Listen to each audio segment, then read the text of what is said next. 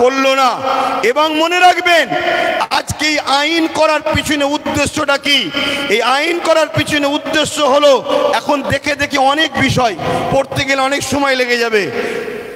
৭৭ বছর ধরে কম বেশি সবাই খেয়েছে, এই টুকটুক টুকটুক করে সবাই খেয়েছে। কেন্দ্র সরকার চাইছে টুকটুক করে খেয়ে লাভ নাই, সব তো আমার হাতে, সব তো আমার হাতে। প্রধানমন্ত্রী আমার, স্বরাষ্ট্রমন্ত্রী আমার, সব আমার। কোর্টকে আইন অবশ্যই সম্মানের, কিন্তু কোর্টের মধ্যে অনেক জজও আমার, লয়ারও আমার। প্রেসার দিয়ে অনেক কিছু করে নেব।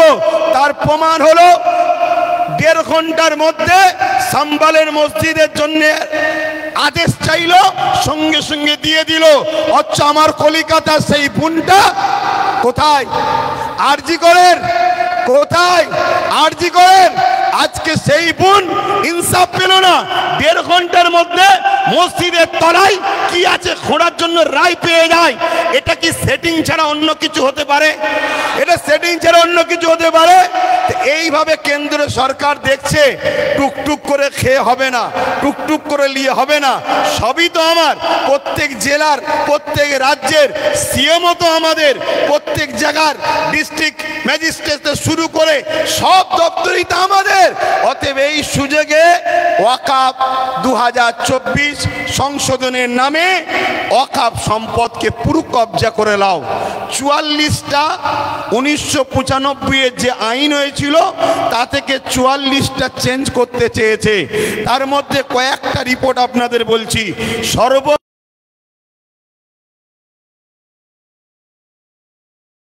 সুন্নি দুটো বোর্ড হবে।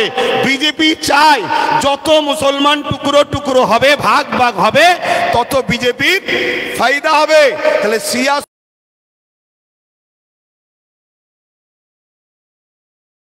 তারা আবার হঠাৎ করে ওয়াকাফকে দুটো ভাগ করছে কেন? আমাদের মধ্যে টুকরো টুকরো ছোট ছোট করে দিতে চাইছে। কি করতে চেয়েছে? এর মধ্যে চেয়েছে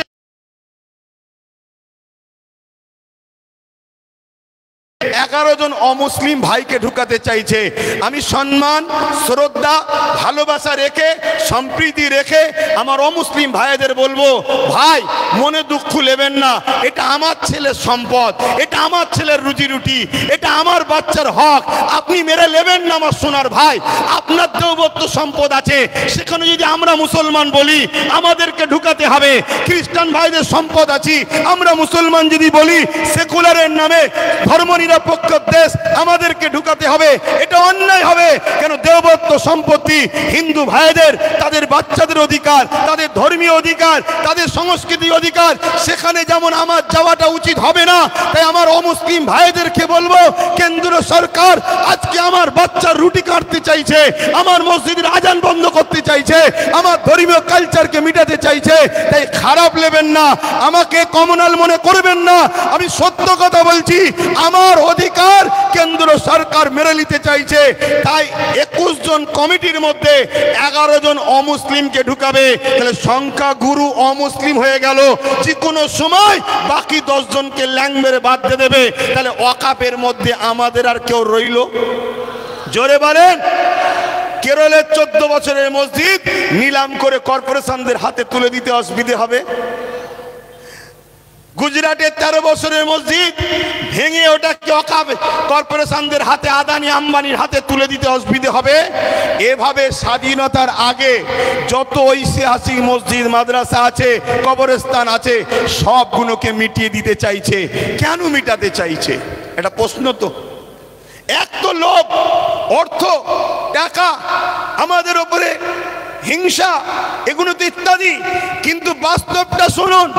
বাস্তব বলে এটাই, এনআরসি এনপিআর করে মুসলমানদের ঘরে বিদেশি বলে তাড়াবার চেষ্টা করেছিল। আফগানিস্তান, পাকিস্তান, বাংলাদেশ বিভিন্ন রাজ্য থেকে অমুসলিম ভাইরা এলে তারা নাগরিকত্ব পাবে, মুসলমানরা পাবে না, এই বলে বিভাজন করতে চেয়েছিল। ছিল সেই জায়গায় আমি বলেছিলাম অবশ্যই দিন কোনো আপত্তি নাই, কেন আমি বুক ঠুকে জানি বাংলাদেশ থেকে কোনো মুসলমান ভারতে আসেনি, পাকিস্তান থেকে কোনো মুসলমান ভারতে আসেনি, আফগান থেকে কোনো মুসলমান ভারতে আসেনি। তাই আমাদের নাগরিকত্ব দিবার প্রয়োজন নয়। আমরা ছিলাম, আমরা আছি, আমরা যে এখানকার প্রমাণ দেবো কি করে? ওই যে কেরলের 14 বছরের 1400 বছরের মসজিদ বলে দিচ্ছে 1400 বছর ধরে ভারতে মুসলমান ছিল, আজান ছিল, একামত ছিল, নামাজ ছিল। ওই যে গুজরাটের 1300 বছরের মসজিদ বলে দিচ্ছে ভারতবর্ষে মুসলমান ছিল 1300 বছর ধরে, আজান ছিল, নামাজ ছিল। তাই ঐতিহাসিক মসজিদগুলোকে বিরান করে কবরগুলোকে বিটিয়ে দিয়ে এরা সমাজকে দেখাতে চাইছে মুসলমান এদেশে নতুন করে এসেছে, তবে তো এনআরপি করে এনআরসি করে আমাদের তাড়াতে সুবিধা হবে। কথা বুঝছেন না, বোঝেন না? তাহলে একদিকে যেমন এটা আমার ধর্মকে মিটাবার ষড়যন্ত্র, অপর দিকে এর পিছনে পুরো ভারতের মুসলমানদের ঘরে নাগরিকহীন করে এদেরকে গণহত্যা করার একটা ষড়যন্ত্র চলছে। মনে রাখবেন, এই জায়গায় আমাদেরকে জীবনের শেষ নিঃশ্বাস দিয়ে হলো আমাদের ওয়াকফ, আমাদের মসজিদ, আমাদের মাদ্রাসা, আমাদের কবরস্থান, আমাদের ঐতিহ্য আমাদেরকে বাঁচাবার জন্য সংগ্রাম করে যেতে হবে। এতে আপনারা তৈরি আছেন না নাই বলুন? তৈরি আছেন তো নাকি?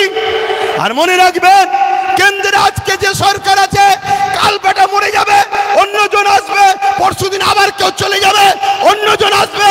কত সরকার এসেছে, কত সরকার চলে গেছে, কত রাজ্য এসেছে, কত চলে গেছে, কিন্তু মনে রাখবেন এ দেশের একটা সংবিধান আছে। এই সংবিধান আমাদের ছিল, আছে, থাকবে। সংবিধান বলছে 1947-এ সংবিধান জানিয়ে দিয়েছে ভারতবর্ষের যেটা মন্দির মন্দির থাকবে, যেটা মসজিদ মসজিদ থাকবে, যেটা গুরুদুয়ার গুরুদুয়ার থাকবে, যেটা চার্চ চার্চ থাকবে, যেটা সনাতন ভাইদের যা যেটা যেটা ছিল 1947 থেকে ওটাকে আর চেঞ্জ করা যাবে না, ওটা ওরকমই থাকবে। তাই এই আইনকে সামনে রেখে আমি বলতে বাধ্য হচ্ছি, কেন্দ্র সরকার শুধু ইসলাম মসজিদ মাদ্রাসার বিরুদ্ধে নয়, কেন্দ্র সরকার আমার দেশের সংবিধানের বিরোধী লেগেছে। অতএব সংবিধান আগে না কেন্দ্র সরকার আগে? জোরে বলেন, জোরে বলেন। সংবিধানকে বাঁচাবার স্বার্থে কেন্দ্র সরকারের বিরুদ্ধে আমাদেরকে বুকে তাজা খুন দিয়ে হলো লড়াই করতে কারা পারবেন? উঠে দাঁড়ান, উঠে দাঁড়ান। লড়াই করতে পারবেন আপনারা? লড়াই করতে পারবেন? লড়াই করতে পারবেন? রাজ থেকে অঙ্গীকার নেন, কেন্দ্র সরকারের পক্ষে কারো কথা এই বাংলার বুকে আমরা হতে দেব না। এতে আপনারা রাজি আছেন না নাই? রাজি আছেন না নাই? কেন? আমার দেশের সংবিধান, আমার দেশের সংবিধান আমাদের কাছে আগে। আমার দেশের সংবিধানকে যে পোড়াগুল তুলবে, আমার দেশের সংবিধানের বিরুদ্ধে যে কথা বলবে, আমার দেশের সংবিধানকে যে মিটাতে চাইবে, আমরা তাকে মূল গোড়া থেকে মিটিয়ে দেওয়া রাজি আছে। কেন? অনেক কষ্ট করে এদের স্বাধীন হয়েছে। হাজারো মুসলমান, হাজারো হিন্দু, হাজারো আদিবাসী, হাজারো দলিত, হাজারো শিখ, পাঞ্জাবিদের রক্তের বিনিময়ে এদের স্বাধীন হয়েছে। অতএব সেই দেশের সংবিধানকে নিয়ে আজকে তুমি হতে পারো প্রাইম মিনিস্টার, কিন্তু তোমার অধিকার নয় আমার দেশের সংবিধানের উপর হাত দিতে পারে। ঠিক না বেঠিক? এখানে আর একটা ছোট্ট কথা বলবো। আজ গাড়ি বুঝাই করে করে সুলতানে হিন্দের দরবারে যান আপনারা। কি গো, জানতো নাকি? ছোট করে দেবো, টাইম কি হচ্ছে? শোনেন, অসুবিধা হচ্ছে আপনাদের। আমি আন্দোলনে নামিনি, নেমেছি যখন এর সাত শেষ দেখে ছাড়বো, কিন্তু আপনারা আছেন তো নাকি? আছেন তো নাকি?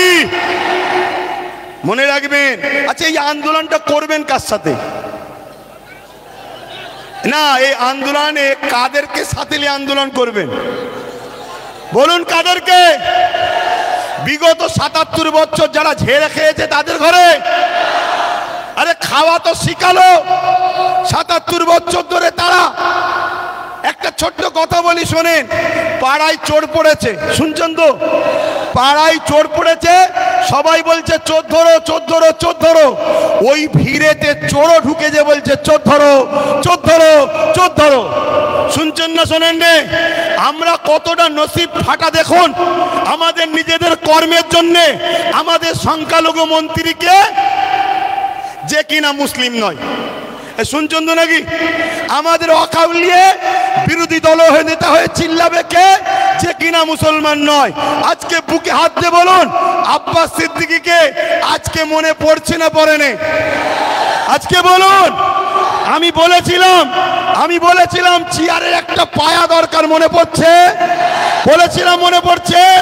আজকে বলুন, টোটাল ভারতবর্ষে যদি বা বাংলা থেকে যদি ২-৫টা নওশাদ সিদ্দিকীর মতো যদি সেন্টারে পাঠানো যেত, তাহলে বিল করার সাথে সাথে চেয়ার ছুঁড়ে মারত। এখান থেকে সংবিধানের বিরুদ্ধে কথা বলছিস, কিন্তু আজ আমরা লোভে পড়ে গেলাম বা জালিমদের লুটারতে আমরা হেরে গেলাম। কিন্তু মনে রাখবেন, এই লড়াই অনেক দিন কালের।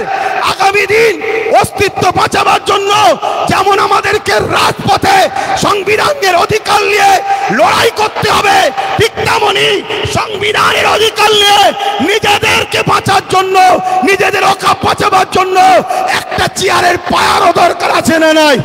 জোরে বলে আছে না নাই? মনে রাখবেন, তাই আমাদের ঘরে এখানেও দরকার, ওখানেও পাঠাতে হবে।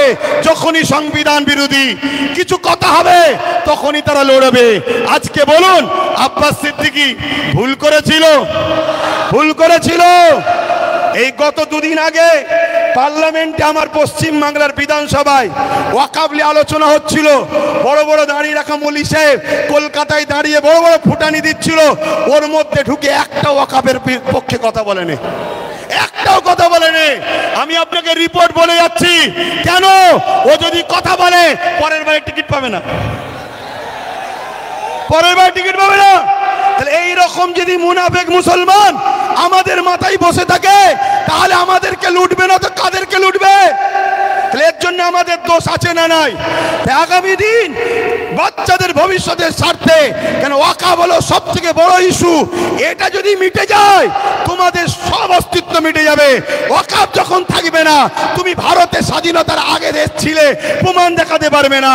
আরে তোমার মসজিদে থাকার পরও প্রমাণ দেখাতে পারছো না, তারপরে মনে রাখবে, তখন তোমাকে বলবে যদিও থাকে থাক, ভোটটা দিতে পারবে না। শুনছে না শোনেন না? এ বিরাট বড় নাটক, অনেক বড় চেন চলছে। মনে রাখবেন, বিগত দিন যা বলেছি আজকে সেটা ঘটছে না ঘটেনি।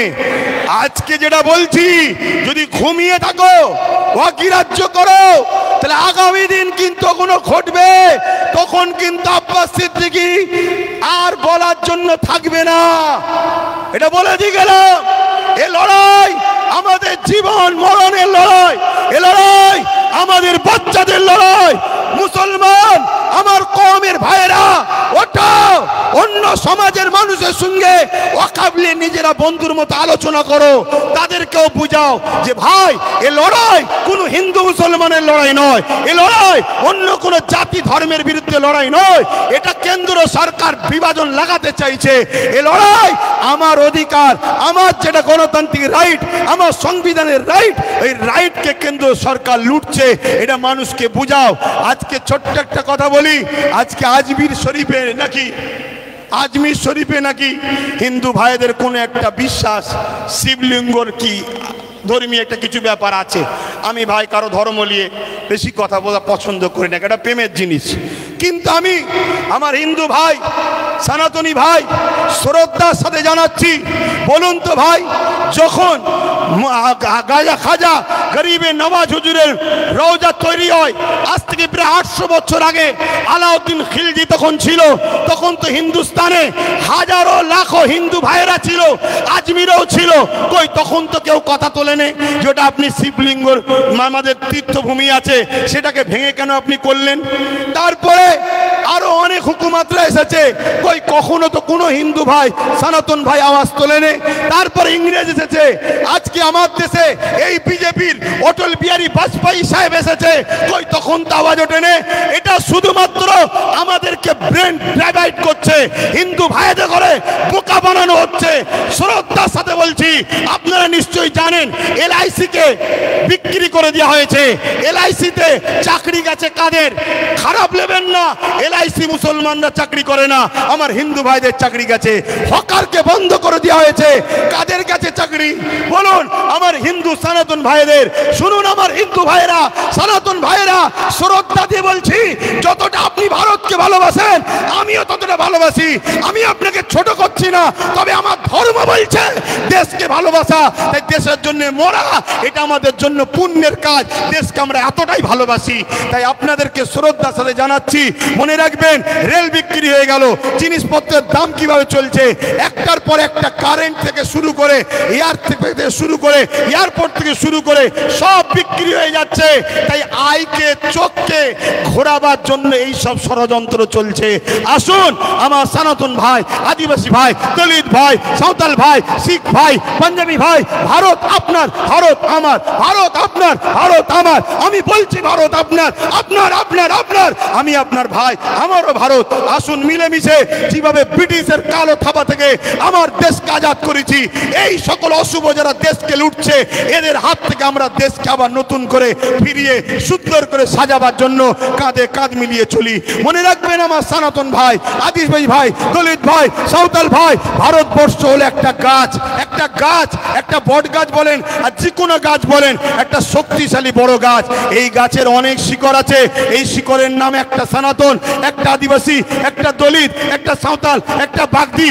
মনে রাখবেন আমার ভাইরা, একটা শিকড়ের নামও মুসলমান। যদি একটা শিকড় কাটে গাছ দুর্বল হবে, অর্থাৎ দেশ দুর্বল হবে। মনে রাখবেন আমরা কারো দয়াতে খাই না, আমরা খাই রাজ্জাক আল্লাহর দয়াতে খেয়ে থাকি। তো ভাইরা আমার, এখানে মনে রাখবেন আজকে সব ষড়যন্ত্র চলছে, এই ষড়যন্ত্র থেকে আমাদেরকে খুব বুঝে বুঝে পা ফেলতে হবে। তাহলে এই লড়াই হিন্দুদের বিরুদ্ধে নাকি আদিবাসী, সাঁওতাল, বাগদি, খ্রিস্টান না, কোন ভারতীয়দের বিরুদ্ধে লড়াই নয়। এই লড়াই মিটানুকারী কেন্দ্র সরকারের বিরুদ্ধে আমাদের এই লড়াই, ঠিক না বেটি? আজকে রাজ্য সরকারকেও এখান থেকে বলি, রাজ্য সরকারকে এখান থেকে বলি, আপনাকে 35 বা 36টা এমপি দিয়েছে আমার সরল প্রাণ ভাইরা, আমার সরল প্রাণ ভাইরা ভালোবেসে দিয়েছে, ঠিক আছে, আপনাকে বিশ্বাস করেছে। এই বিশ্বাসের ন্যূনতম হকটা আদায় করুন। যদি আপনি বিশ্বাসের উপযুক্ত না হন, আগামী দিনে আপনার বামফ্রন্টের মতো অবস্থা হবে, সেটা পরের বিষয়। কিন্তু বিশ্বাসের উপযুক্ত হন। এই ভারতবর্ষে, এই বাংলায় 35 বা 36 না কটা 34টা এমপি দিয়েছে, 34টা। মনে রাখবেন বিল অকবার নিলে হবে না। অনেকে বলছেন অকবার নেব না, অকবার নয়। যদি ক্ষমতা থাকে, যেভাবে দিদিমণি আসার সময় পার্লামেন্টে সংবিধান উল্টো ধরে চিল্লাচ্ছিল, দেখেন না, ছিঁড়াছিঁড়ি করছিল, ওই রকম ওখানে বক্সিং মারবেন ভেতরে। কথা বুঝছেন না, বোঝেন না? শেষবার চান্স দিচ্ছি, শেষবার চান্স দিচ্ছি। এই লড়াই সংবিধানকে বাঁচাবার লড়াই, শুধু মুসলমানদের লড়াই নয়, সংবিধানকে বাঁচাবার লড়াই। আপনি সংবিধানের স্বার্থে করেন, আমাদের ভালো যদি নাও চান, কমসে কম সংবিধানকে তো ভালোবাসেন, সংবিধানের স্বার্থে করেন। আরেকটা কথা রাজ্য সরকারকে বলে যায়, সেটা হলো এটাই, আপনার অনেক আইবি লোক আছে, পুলিশ বন্ধুরা রয়েছে, খবর আপনাদের কাছে চলে যাবে ঠিকই। শ্রদ্ধার সাথে বলছি, যে ওয়াদা করেছিলেন ওয়াকাফ ফিরিয়ে দাও, ফিরিয়ে দেব, এই ওয়াকাফকে ইমিডিয়েটলি ফিরিয়ে দেন। ওয়াকাফকে যারা দখল করেছে দখল মুক্ত করেন। এ কথা যখনই বলা হবে, রাজ্য সরকার কি বলে জানেন? যে ওইভাবে বোলডুজার আমি চালাতে পারবো না। কিন্তু আমরা দেখেছি এই রাজ্য সরকার গরিব হকারদের করে বোলডুজার চালিয়ে ভেঙেছে। দেখেছেন না? দেখেন না? তাহলে আমার হিন্দু ভাইরা, হিন্দু ভাইরা, আদি সনাতন ভাইরা, আমরা আপনাদের দুশ্মন নয়। মোদি দুশ্মনের নজর আপনাদের দেখাচ্ছে। চশমা খুলে ভাইয়ের নজরে দেখেন, আপনাদের জন্য আমার জান দিতে প্রস্তুত আছি আমরা, ঠিক না বেঠিক গো? আমার হিন্দু ভাইরা আমাদের নয়, তাই বলে দিলাম।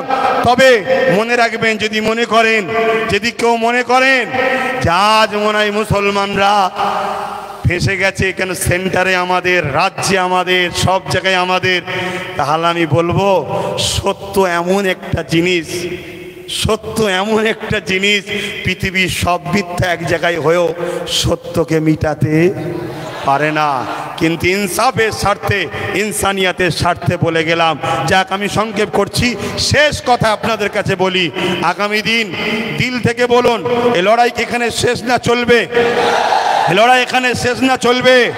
এই লড়াইয়ের দুটো পন্থা আছে। একটা পন্থা হলো সংবিধান অনুযায়ী, সংবিধান যেভাবে রাইট দিয়েছে, সংবিধানের বাইরে গিয়ে আমি তাহলে নাই, সংবিধান অনুযায়ী কলিকাতার রাজপথ ধরে এই আন্দোলন পুরো দরকার হয়, একেবারে যেভাবে দখল নিয়েছে ওভাবে দখল নিতে হয়, লিয়া হবে। ঠিক আছে না বেঠিক? এক কথা বলেন, দরকার আছে না নাই? তো মনে রাখবেন, এই লড়াই চলবে, কিন্তু সংবিধানের ডায়েরির মধ্যে থেকে, সংবিধানের আন্ডারে থেকে, সংবিধানের বাইরে গিয়ে নয়। আর একটা কথা বলি, আপনারা বোকার মতো ছুটবেন না। ওই জায়গায় বললাম, চোর ভিড়ে ঢুকে বলছে চোদ্দার চোদ্দার চোদ্দার।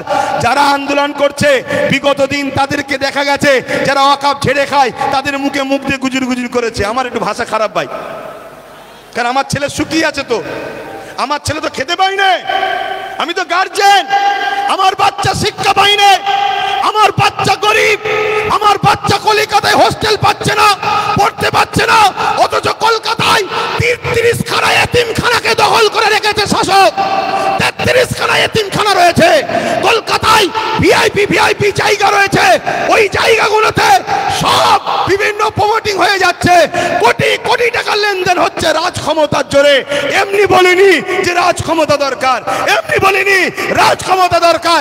আরে আব্বাস সিদ্দিকী আসবে না, ওই নওশাদকে দিয়েছে, ওটাই থাকবে তোদের সাথে। আমি আমার যেটা করছি করব, কিন্তু তোমাদেরকে ভাবাচ্ছি, তোমরা ভাবো, তোমরা ভাবো। আজকে বিধানসভায় এতগুলো তো মুসলিম এমএলএ রয়েছে, এমপি রয়েছে, এই গত কদিনে, এই গত পরশু দিনে আলোচনা হয়েছে, কারো মুখে কথা নেই। তোমাদের নওশাদ, তোমাদের ভাঙড়বাসী, তোমাদের নওশাদ, তোমরা গর্ব করো, তোমাদের নওশাদ। তোমাদের এই ভাঙড়ে পাওয়ার গ্রিগেড যখন তৈরি হয়, 3 বিঘে ওয়াকফ জায়গা ছেড়ে নিয়েছে। আমি বলে যাচ্ছি, মিলিয়ে নাও, 3 বিঘে ওয়াকফের জায়গা পাওয়ার গ্রিডের নামে নিয়েছে। পাওয়ার গ্রিডের প্রয়োজন আছে না নাই ভাঙড়বাসী জানে, ও বিষয়ে যাচ্ছি না। ওর আমি বড়, আমার ধর্মীয় হিসাব অনুযায়ী ও আমার জুতো ঘুরিয়ে দিতে হবে, ওর বড় ভাই আমি, সম্মানের দিকে কথা বুঝে আসছে। আমি ওর নাম করতেছি না। আমি একটা ছোট্ট কথা বলবো, ভাঙড়ে এয়ারপোর্টের নামে জমি নিতে গেছিল, জানেন তো? নিতে পেরেছে? এটা তোমরা বেঁচে, তোমরাই তোমাদের নিজেদের তকদিরকে, আল্লাহর হুকুম তো বটে, করেছো ভালো। কি যদি ও না থাকতো, অন্য কেউ থাকলে একদিন সই করে জমিলে লাখ লাখ হাজার হাজার মুসলমানদের ঘর উচ্ছেদ হয়ে যেত। কথা মাথায় ঢুকছে? কিন্তু ওই নেশার ঘোর এখনো কাটেনি। শুধু একটাই করো, যেখানে মুসলমান গ্রুপ বেশি হয় কেস দিয়ে তুলে দাও, নাই ভোটাভুটিতে ভাগ করে দাও, আর না হয় জমি অধিগ্রহণের নামে কেড়ে দাও। তো ভাই, আমি আর কথা বাড়াবো না। আগামী দিন আপনারা আমার সাথে আছেন তো নাকি? কথা বলুন, আছেন তো নাকি? একেবারে সত্য হাত তো, এটা একদম কোনো ধোকা নয় তো। অনেক কষ্ট করে যেতে হবে, গাঁড়ের পয়সা খরচ করে। সরকার নয়, আমি সরকারি ফান্ড নেই, সরকার নয়, সরকারি ফান্ড নেই। আর আমাকে পিছন থেকে সরকারও দেয়নি যে আব্বাস তুমি একটু নেবে যাও। আমাকে বলুনি, শুধু ওইদিকে বলো না, 8 আনা যে খাবে সেও চোর, 1 টাকা যে খাবে সেও চোর। কথা বুঝে আসছে না নাই? তো সেই জায়গায় হাত নামান। আগামী দিন বাপ ভাই আমার, সবাইকে একটু সংগঠিত হতে হবে। মা বোনেদের ঘরে বাড়ি বাড়ি গিয়ে শোনাবেন যে ওয়াকফ আমাদের বাঁচাতে গেলে গণতান্ত্রিক প্রক্রিয়ার সংগ্রাম যেমন, আর একটা হলো কি, লাঠি তৈরি করতে হবে। লাঠি বোঝেন না? হ্যাঁ, যেখানে বিল হচ্ছে সেখানে যদি আপনার লোক থাকে, বিল ধরে ছিঁড়ে ফেলবে। বেশি কথা বললে চেয়ারের উল্টো দিক দিয়ে দেবে। ওই দরকার আছে না নাই? হ্যাঁ, কেন তুমি সংবিধান বিরোধী কাজ করছো? এর জন্য লোক দরকার আছে। আর এই ত্যাগ স্বীকার করতে আপনাদের ঘরে একটা জিনিস করতে হবে, কি? নিজেদের মধ্যে আমি বড় হব, আমি বড় হব, আমি বড় হবে স্বপ্ন ছাড়তে হবে। নিজের বাচ্চার ভবিষ্যতের জন্য আসো, সবকিছু কুরবান করো, লোভ লালসা কুরবান করো, চিটিংবাজি ধোকাবাজি কুরবান করো। 2-4টে গাদ্দারি করেছে বলে চিন্তা করনি। মনে রাখবে, ও গাদ্দারদের চিন্তা করার দরকার নেই। আল্লাহ যেটা করে ভালোর জন্য করে। পচা ঝাঁজ বেরিয়ে যায় ভালো। কারো জন্য কোনো কিছু আটকায় না। তো যাক, কেন্দ্র সরকারের বিরুদ্ধে আমাদের এই সংগ্রাম আজ থেকে শুরু হলো 6 ডিসেম্বর, আগামী দিন চলতে থাকবে। শেষ কথা আবার বলি, বাবরি মসজিদ ইনশাল্লাহ, বাবরি মসজিদ ইনশাল্লাহ, বাবরি মসজিদ ইনশাল্লাহ, বাবরি মসজিদ ইনশাল্লাহ। হাত লম্বা করে তুলে বলুন, হবে ইনশাল্লাহ, ইনশাল্লাহ। নারে দিবে, আরো দিল খুলে নারে দিবে, নারে দিবে। লব্বাইক ইয়া রাসূলুল্লাহ, লব্বাইক ইয়া রাসূলুল্লাহ। ভারতবর্ষ, ভারতবর্ষ, ভারতবাসীর ঐক্য, ভারতবাসীর ঐক্য, ভারতবর্ষের সংবিধান নারে দিবেন। পুলিশ বন্ধুদের সঙ্গে আমাদের কোনো রাগ নেই, তারা আমাদের বন্ধু, তারা আমাদের বন্ধু। কিন্তু অশুভ লোকের হাতে ক্ষমতা চলে যাওয়ার জন্য পুলিশ বন্ধুরা বাধ্য হয় পরিবার, চাকরি, নিজের জানের হেফাজতের জন্য আমাদের উপরে লাঠিচার্জ করতে বাধ্য হয়। কথা বুঝে আসছে? তারা আমাদের বন্ধু, তারা কখনো চায় না, তারও তো ঘরে মা বোন বউ বাচ্চা আছে, তারাও তো একটা বদদুয়ার কথা মনে করে যে হাই লেগে গেলে, বদদুয়া লেগে গেলে শেষ হয়ে যাবে, আমার ছেলের ক্যান্সার হয়ে গেলে কি হবে। তাই তারা জুলুম করতে চায় না, কিন্তু বদমাইশ লোকের হাতে ক্ষমতা চলে যাওয়ার জন্য বদমাইশি করছে। কথা বুঝে আসছে? তো যাক, চিন্তা করার কিছু নেই। আমি এখানে সংক্ষেপ করছি, আস্তে আস্তে ঘরে যাবেন, আস্তে আস্তে ঘরে যাবেন। মনে রাখবেন, এ দেশ আমাদের ছিল, আছে, থাকবে। সংবিধান ছিল, আছে, থাকবে। সরকার আছে, পড়ে যাবে। কেন্দ্র সরকার যেটা করছে অন্যায় করছে। আসুন ছোট করে একটু দোয়া, আল্লাহুম্মা আমিন, আল্লাহুম্মা আমিন। আয় আল্লাহ, হাবিবের খাতির রহমত করে দয়া করে আমাদের এই চেষ্টাকে আপনি কবুল করেন। আমরা ভুল করেছি আল্লাহ, বারবার সেকুলার নামে ভণ্ডগুণকে বিশ্বাস করে মেহনত করে তাদের জন্য লড়াই করেছি, ভাই ভাই খুনোখুনি করেছি, মারপিট করেছি। আজকে সেই সেকুলার গুণ সব ডুব মেরেছে। আর কেন্দ্রের জালিম সরকার মসজিদ, মাদ্রাসা, দিন ইসলামের ওয়াকাফের উপরে হাত দিয়েছে। মালিক, আপনার কাছে দোয়া চাই, ফেরাউন যেভাবে মিটেছে এদেরকেও মিটাবেন, নমরুদ যেভাবে মিটেছে এদেরকেও মিটাবেন, সাদ্দাত যেভাবে মিটেছে এদেরকেও মিটাবেন। মালিক, আমার দেশকে এই জালিমদের হাত থেকে হেফাজত করুন। আমার দেশের সেনাবাহিনী, পুলিশ বাহিনী, বিএসএফ বাহিনী যারা সংবিধানকে নিয়ে চলে তাদেরকে সুস্থ জীবন দিন, তাদেরকে পরিবার, বাচ্চাদেরকে হাসি খুশিতে রাখেন। আমার দেশের সনাতনী, হিন্দু, জৈন, খ্রিস্টান, শিখ, পাঞ্জাবি, বৌদ্ধ, সমস্ত ধর্ম, বর্ণের, ভাষার মানুষ সবার মধ্যে মানববন্ধন দিন, সবাইকে মিলেমিশে রাখেন। এ তামাম কায়নাতের সৃষ্টিকর্তা আল্লাহ, জানি আপনি আমাদেরকে পরীক্ষা নিতে শুরু করেছেন যে তোরা আমাকে কত ভালোবাসিস দেখব। আল্লাহ, আপনার পরীক্ষায় যেন আমরা নিজেদের জানকে দিয়ে হলেও এই জালিমের গদিকে তুলতে পারি, এই ক্ষমতা আপনি আমাদেরকে দেবেন আল্লাহ। আয় আল্লাহ, আপনি আমাদেরকে পরীক্ষা নিচ্ছেন, পাশাপাশি আপনার কাছে ভিক্ষা চাই, আপনি আমাদেরকে আরও কামিয়াবি দেন। এখান থেকে দোয়া আছে আমার ছোট ভাইকেও আপনি কামিয়াবি দেন। আরও যারা ন্যায় পরায়ণ সত্যের সাথে কাজ করছে তাদেরকেও কামিয়াবি দেন। মালিক, ধোঁকাবাজ, চিটিংবাজ, প্রতারণাকারী, ছদ্মবেশী মুনাফিক মুসলমানদের থেকেও আমাদেরকে সতর্ক থাকার তৌফিক দেন। আমার রাজ্যকে সুন্দর রাখুন, ভালো রাখুন, নিরাপদে রাখুন। প্রশাসন বন্ধুদেরকে আল্লাহ তাদেরকেও সুন্দর জীবন দেন। তাদের উপরে অনেক চাপ, প্রেশার, তারপরেও দোয়া চাই মালিক তাদের পক্ষ থেকে যারা নিরপেক্ষভাবে কাজ করে তাদেরকে ভালো রাখবেন। আর যদি কেউ গায়ের জোর, পাওয়ারের জোর দেখায় মালিক, তার বিচারও আপনার কাছে দিলাম মালিক, আপনি তাদের বিচার করবেন। এই সাধারণ মানুষকে আপনি হেফাজত করবেন। এই সংগঠনের ছেলেদের প্রচেষ্টাকে কবুল করুন। আমিন। লা ইলাহা ইল্লাল্লাহ মুহাম্মদ রাসূলুল্লাহ। আসসালামু আলাইকুম।